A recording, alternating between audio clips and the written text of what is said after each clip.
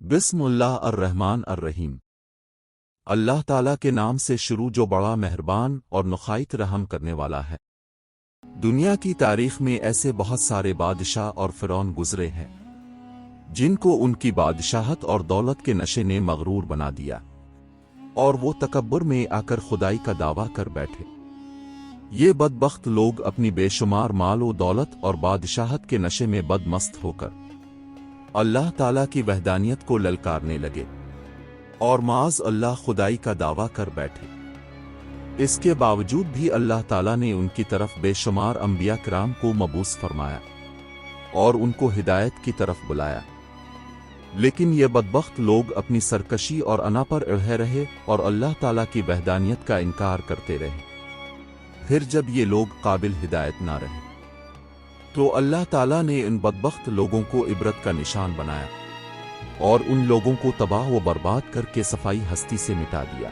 اللہ تعالیٰ نے ان جھوٹے خدائی کے دعوے داروں کو ایسی عبرتناک موت دی کہ آج بھی لوگ ان سے عبرت حاصل کرتے ہیں۔ پیارے دوستو، خدائی کا دعویٰ کرنے والے بدبختوں میں سے ایک بدبخت شداد بھی تھا جس نے اللہ تعالیٰ کی وحدانیت کو للکارا اور سرکش اور نافرمان ہو گیا۔ پیارے دوستو، شداد کون تھا اور کس طرح اس نے اللہ تعالیٰ کی نافرمانی کی اور خدائی کا دعویٰ کیا، اور کس طرح اس نے دنیا میں اپنی جنت تیار کی اور اس کی بنائی جانے والی جنت کتنے سالوں میں تیار ہوئی، اور پھر اللہ تعالیٰ نے اس بدبخت کو کس طرح دنیا کے لیے عبرت کا نشان بنایا، اور اس بدبخت کا انجام کیا ہوا، اور پھر کس طرح ملک الموت علیہ السلام نے دردناک طریقے سے اس کی روح قبض کی۔ ان تمام تر سوالات کے جوابات قرآن و حدیث کی روشنی میں آج اس ویڈیو میں ہم آپ کو بتائیں گے، لہذا اب سے گزارش ہے کہ ہماری اس ویڈیو کو اینڈ تک ضرور دیکھیے گا۔ پیارے دوستو، شداد اس قوم کی نسل میں سے تھا جو دنیا کے سب سے طاقتور ترین قوم تھی، جس کو قوم عاد کہا جاتا ہے۔ اس قوم کے بارے میں اللہ تعالیٰ قرآن پاک میں ارشاد فرماتا ہے کہ ان کے جیسی قوم نہ اللہ تعالیٰ نے ان سے پہلے پیدا کی اور نہ ہی ان کے بعد کسی قوم کو پیدا کیا۔ قوم عاد احقاف کے اندر آباد تھی۔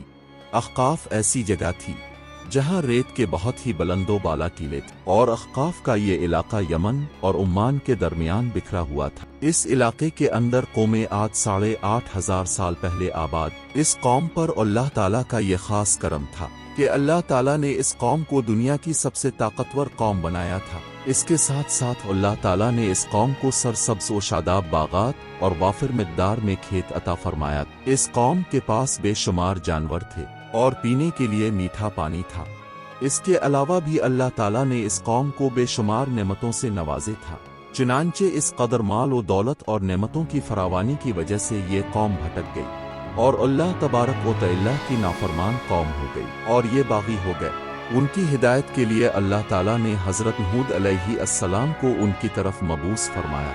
حضرت ہود علیہ السلام اس قوم کو اللہ تعالیٰ کے حکم سے تبلیغ کرنے لگے اور اللہ تعالیٰ کی وحدانیت کی طرف بلانے لگے، لیکن یہ قوم اپنے کفر و شرک سے باز نہ آئی اور حضرت ہود علیہ السلام کا مذاق اڑانے لگی۔ شداد جو کہ اسی قوم کی نسل میں سے تھا، وہ اس قوم کا بادشاہ تھا اور یہ 2 بھائی تھے۔ روایات میں آتا ہے کہ ایک کا نام شداد تھا اور ایک کا نام شدید تھا۔ شدید پہلے بادشاہ بنا اور وہ فوت ہو گیا۔ اس کے فوت ہو جانے کے بعد شداد نے حکومت سنبھالی اور اس طرح یہ دنیا کی سب سے طاقتور قوم عاد کا بادشاہ بن گیا۔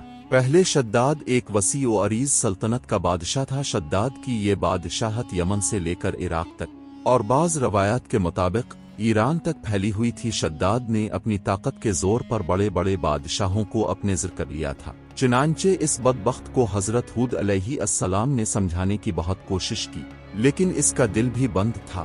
چنانچہ جب حضرت ہود علیہ السلام نے شداد کو اللہ تعالیٰ کی وحدانیت کی طرف بلایا تو اس وقت شداد اور حضرت ہود علیہ السلام کے درمیان ایک زبردست مکالمہ ہوا، جس کے نتیجے میں شداد نے حضرت ہود علیہ السلام سے پوچھا کہ اگر میں اللہ تعالیٰ پر ایمان لے آؤں تو مجھے کیا حاصل ہوگا؟ تو اس وقت حضرت ہود علیہ السلام نے شداد سے فرمایا، जन्नत का नाम सुनते ही शद्दाद हजरत हूद अलैहि अस्सलाम से पूछने लगा कि ये जन्नत क्या है। तो हजरत हूद अलैहि अस्सलाम ने शद्दाद को जन्नत का नक्शा बताया और जन्नत की नेमतों के बारे में शद्दाद को बताया। हजरत हूद अलैहि अस्सलाम की ये बात सुनकर शद्दाद मुस्कुराने लगा और हजरत हूद अलैहि अस्सलाम को देखकर कहने लगा कि ये कौन सी बड़ी बात है, ऐसी जन्नत तो मैं भी तैयार कर सकता हूँ। हजरत हूद अलैहि अस्सलाम ने शद्दाद को उसके इस कुफ्र और शिर्क से रोकने की बहुत कोशिश की, लेकिन वो बाज ना आया। चुनांचे इस वक्त शद्दाद ने अपनी सल्तनत के बहुत बड़े बड़े कारीगरों को इकट्ठा किया और अहकाफ में इरम के मकाम पर 20 कौस लंबी और चौड़ी जन्नत बनाने का काम शुरू कर दिया। चुनांचे शद्दाद की तैयार होने वाली इस जन्नत में सोने और चांदी के ईंटें लगाई गईं और हीरे जवाहरात भी लटकाए गए। इस बदबख्त शद्दाद ने अपनी उसे बनाई जाने वाली जन्नत में शहद, दूध और पानी की नहरें भी रवा कर दी और दुनिया जहां के खूबसूरत दरख्त, पौधे और फूल भी लगवा दिए और इस जन्नत को तरह तरह के जवाहरात से मुज़य्यन कर दिया।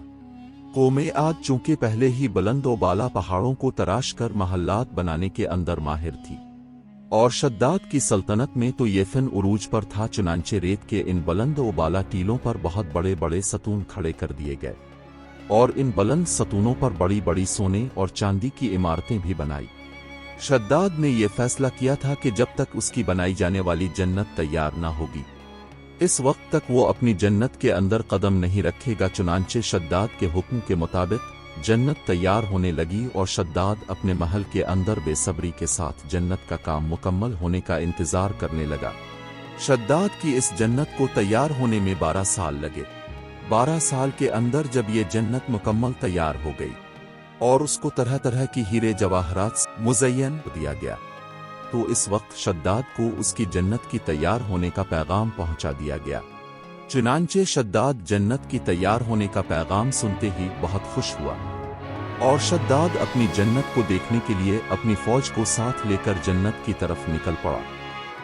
चुनांचे शद्दाद अभी जन्नत के दरवाजे पर पहुंचा ही था कि इसने अपने सामने एक शख्स को खड़ा देखा। शद्दाद इस शख्स को देखते ही पहचान गया और अपने हवारियों से कहने लगा कि ये शख्स मुझे जन्नत में दाखिल नहीं होने देगा। तो इस वक्त शद्दाद के हवारियों ने शद्दाद से पूछा कि ये शख्स कौन है और ये जन्नत में क्यों नहीं दाखिल होने देगा। तो इस वक्त शद्दाद ने अपने हवारियों से कहा कि ये मुल्क अल-मौत अलैहि अस्सलाम है, जो कि मेरी रूह कब्ज करने के लिए आए हैं और ये मुझे जन्नत में दाखिल नहीं होने देंगे। इस वक्त शद्दाद बदबख्त मुल्क अल-मौत अलैहि अस्सलाम से अर्ज करने लगा कि मुझे सिर्फ अपनी जन्नत में कदम रखने की मोहलत दे दी जाए। लेकिन अल्लाह ताला की तरफ से मुकर्ररा फरिश्ते ने जवाब दिया कि मुझे अल्लाह ताला की तरफ से हुक्म है कि मैं तुझे तुम्हारी जन्नत की अंदर कदम न रखने दूं। शद्दाद मुल्क अल-मौत अलैहि अस्सलाम के सामने बहुत रोया, लेकिन मुल्क अल-मौत अलैहि अस्सलाम ने अल्लाह ताला की हुक्म की तकमील करते हुए शद्दाद की रूह कब्ज कर ली। चुनांचे शद्दाद की मौत के बाद हजरत जिब्राइल अलैहि अस्सलाम ने एक जोरदार चीख मारी और शद्दाद की बनाई हुई सारी जन्नत जमीन के अंदर धंस गई और गायब हो गई। शद्दाद की इस इबरतनाक मौत के बाद हजरत हूद अलैहि अस्सलाम ने कौमे आद को 12 मरतबा समझाया, लेकिन कौमे आद बाज ना आई। हालांकि शद्दाद का ये अंजाम कौमे आद के लिए काफी था, लेकिन जब इंसान की अक्ल पर गुरूर का पर्दा पड़ जाए तो चाहे शद्दाद हो या शदीद, इसको किसी काम का अंजाम दिखाई नहीं देता। हजरत हूद अलैहि अस्सलाम ने कौमे आद को शद्दाद का अंजाम बता बता कर डराने की कोशिश की, लेकिन कौम आद बाज ना आई और उसी तरह अल्लाह ताला की नाफरमानियां करती रही, यहाँ तक कि हजरत हूद अलैहि अस्सलाम मायूस हो गए। इस वक्त जब कौमे आद काबिल हिदायत न रही तो अल्लाह ताला ने हजरत हूद अलैहि अस्सलाम को हुक्म दिया कि वो अपने साथियों को लेकर इस इलाके से चले जाएं। अल्लाह ताला की ये हुक्म पाते ही हजरत हूद अलैहि अस्सलाम ने इस वक्त आखिरी मर्तबा अपनी कौम को समझाने की कोशिश की, लेकिन वो लोग फिर भी बाज न आए। तो हजरत हूद अलैहि अस्सलाम अपने साथियों को लेकर इस इलाके से रवाना हो गए। चुनांचे उनके जाने के बाद अल्लाह ताला ने कौमे आद पर खौफनाक आंधियां मुसल्लत कर दें। अल्लाह ताला की तरफ से आने वाली वो खौफनाक इंदा है और तूफान 7 रातें और 8 दिन तक चलती रहे।